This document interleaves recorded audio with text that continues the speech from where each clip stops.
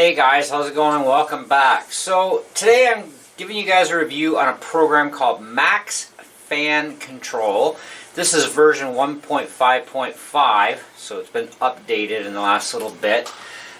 This is strictly for Macintosh computers. Okay, and what it does is it allows you to override Apple's control system for its fan that's internal in your Mac. It also gives you temperature readouts via any sensors in your Mac.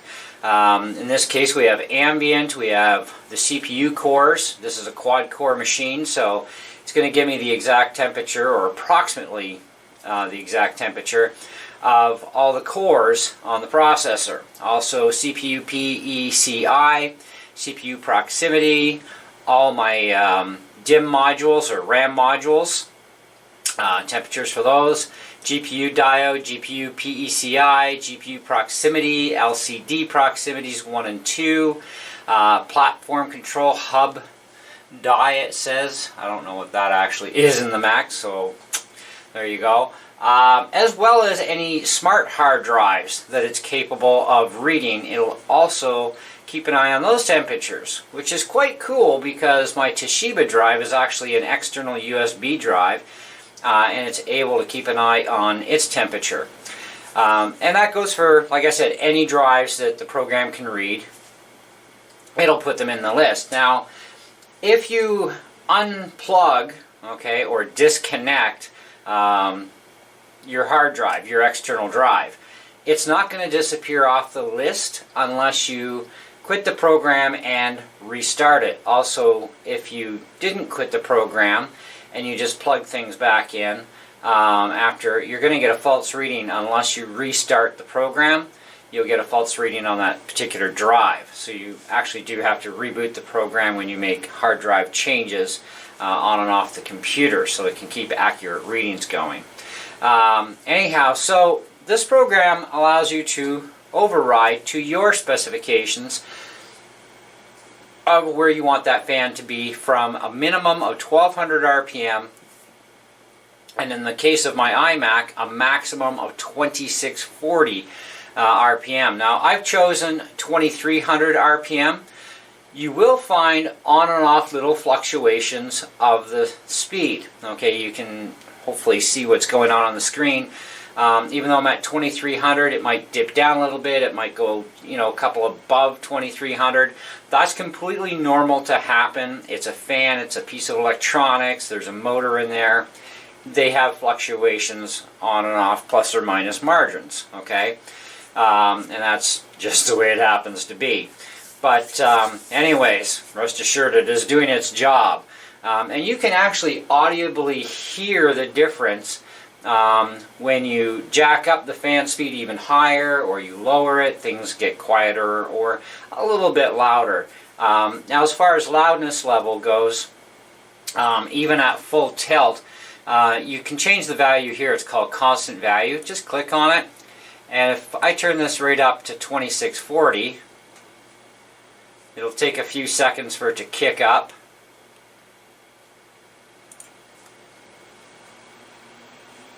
So as soon as you click OK, it takes effect. I can hear just a little bit of extra noise, and now the fan is running at 2646, 2640, in that area. So you have that fluctuation curve, right? Now, if you were to just let your computer run idle for a couple of hours, and I've done this myself, the current temperatures you see are going to start dropping even more, and they actually start dropping virtually immediately too. Now, when it comes to your CPU cores, you're always going to have fluctuations in each core because they're only going to be used as demanded upon, right? Not all 4 cores are going to be demanded at the same time, so depending on what you're doing, etc. You go ahead and you play a video game, you're making your computer work, you're making that processor work, you're going to start seeing temperatures raise, okay? And when you quit a program, they start to lower again because now you're not demanding so much on the system. The idea is to run your computer as cool as possible so you can avoid what's called thermal throttling of the processor and your video card as well, to avoid that.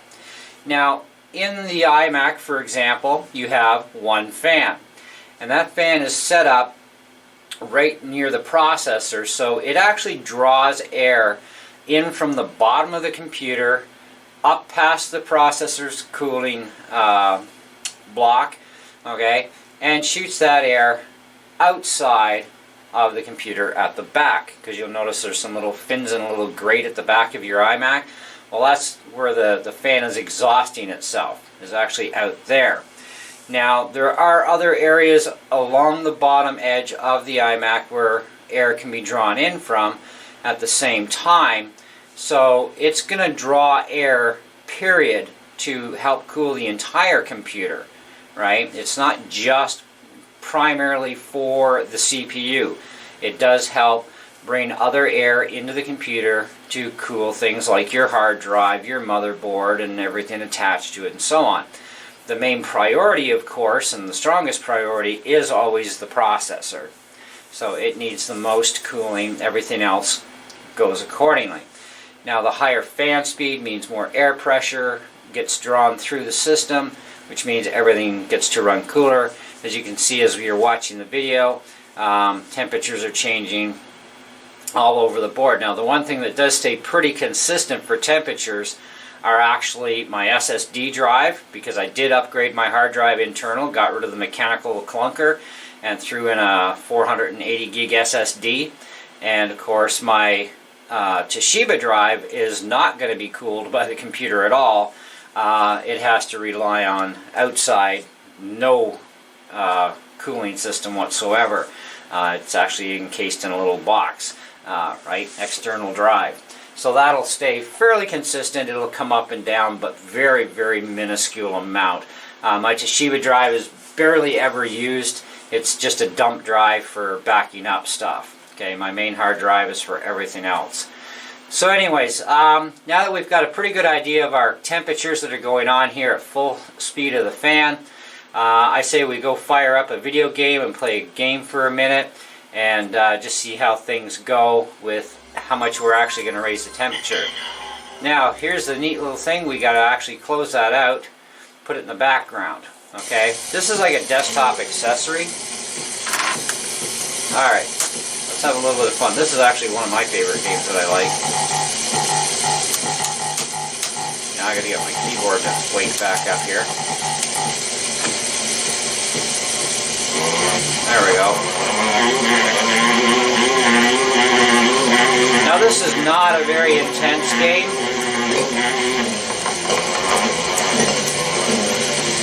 But it'll give it a bit of a test. Oh! I've never played this level before, so I kind of suck right now.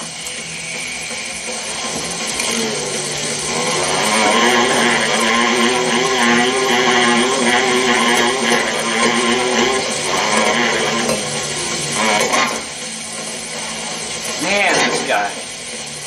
I'm telling you, jeepers. I love the graphics in this game.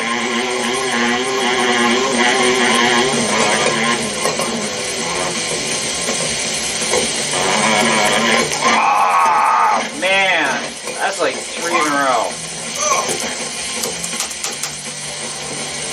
If it doesn't work this time, I'm going to try an easier one.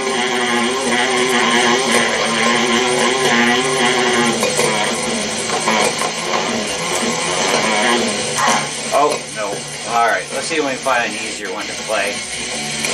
That was horrible. Okay. Settings.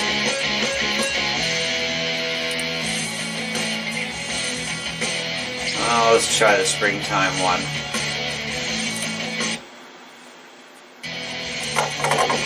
Oh, this looks real cool. Oh, no way. Alright, that sucked.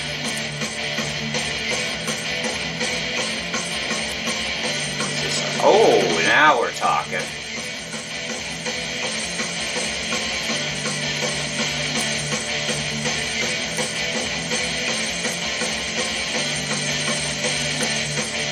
That looks interesting. It's nice that you can play anywhere you want within the game.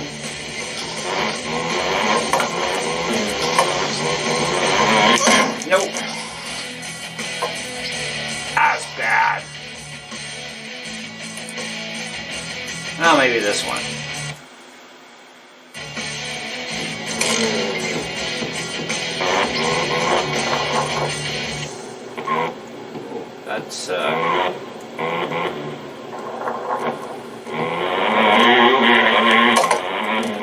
what? Okay, I see. Oh, come on, man, really? You gotta try and stay balanced here.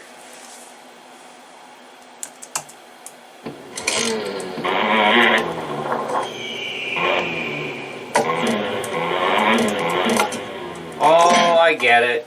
I get this one now. Alright, I suck at this game, but anyways, at least right now. So, let's go back here. Now, you'll see there's definitely a difference here on temperatures.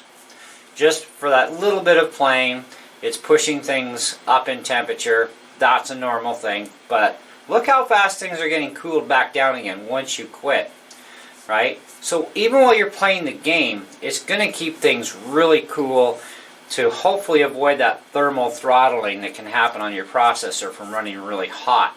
And that's the whole idea behind controlling your fan speed to control all the heat, especially with the CPU, because your CPU is what's going to start, you know, maybe lagging out, depending on how demanding the game is. That's not a very demanding game, so it's not really raising the temps that much, you know. But you start doing like a really higher end game, okay, then you're going to make things work. And if your fan speed is too low, right, then you're going to have problems. And when a fan kicks on by itself and tries to cool the system, it's only going to turn on for a certain amount of time and then shut back down again. As soon as it shuts back down to its idle speed, your temperatures will come back up again. So I like the idea of having control where I can dictate and say, okay, I'm overriding everything. This is the value I want it at all the time. And then I don't have to even worry about things, you know, happening or whatever. And I mean, I've never actually had problems with my Mac, and I've run some pretty intense games on it in the past. But I like the idea now that running this program, I actually have noticed a difference in performance. Now, although it's not a huge, massive difference in performance, it is a noticeable difference. You know, everything's running cooler, everything's running much more stable and quicker, you know, and voila, it works, okay? And the program is completely free as well, which is really nice. Now, whether you're in Canada or the US or wherever, our system in Canada, we work on Celsius. Americans tend to run on the old system in Fahrenheit still. You can actually control that. So if you go into your preference area here, you can have auto start, minimize with system, which is recommended. So this way it just goes in the background as a desktop accessory. Check for updates when the app starts. Always do. Use Fahrenheit temperature scale. So there's no check mark. That means it's in Celsius. Precise display of temperature when possible. Display connected drives temperatures. Smart drives and NVMe. Now, I don't have an NVMe drive in this thing. I actually would love to, but that means taking my Mac into little bits and pieces to get at that slot, because Apple went and put that in a stupid place. Okay? However, I do have an SSD in there, so that works either way for me. Now, in here you've got the menu bar display. The icon can be shown in color or black and white. I kind of like color. Black and white is so old school. But on an older Mac, you might want to use the black and white. Main fan, of course, right? Now, if you have multiple fans, you'll end up seeing other options. Sensor, none, which means I'm overriding all the sensors. Now, it's going to show me all this stuff, but I'm not worried about displaying that information, okay? But you can select a main sensor, I guess, from the list, like Core 1, for example. Display fan and sensor readings in 2 lines, save some space, right? I just leave it on none. I get the entire list anyways of all the sensors and where they are when the program's open, so it works for me. Anyways, so that's how you get at stuff there. Otherwise, that's pretty much the program. And then you just, click your little red button here and it puts it back into the background. So I've gone back to the constant value of 2300. As we've been talking, of course, you're seeing that the temperatures are going right back down again.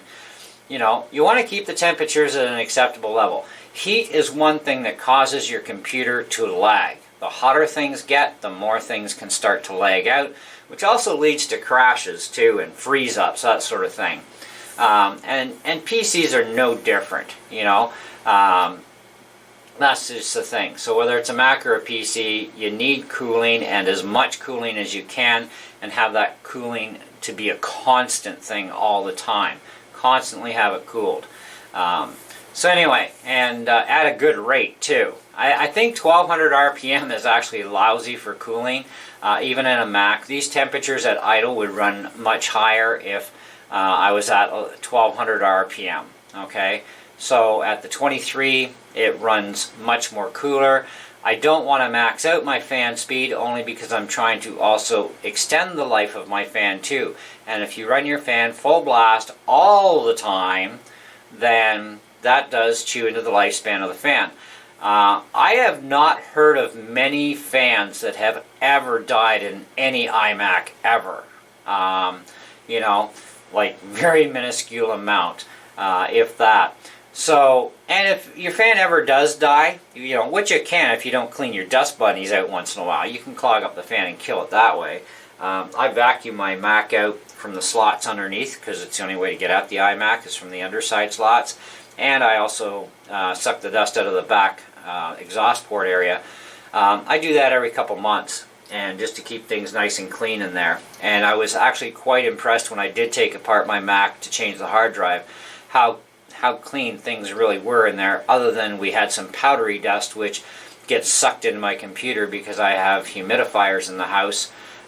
So in the wintertime I have to humidify, summertime dehumidify, winter humidify, and the water is a hard water, so it creates a bit of powder stuff.